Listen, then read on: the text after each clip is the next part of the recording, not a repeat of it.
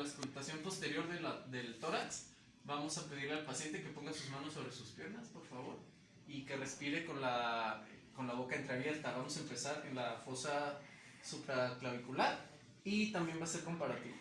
Vamos a destapar al paciente. Permiso.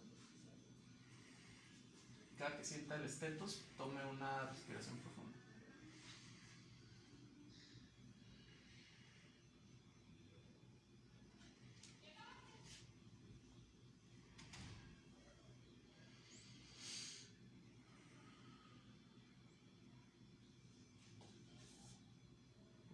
Aquí también va a ser comparativo, al igual que la percusión.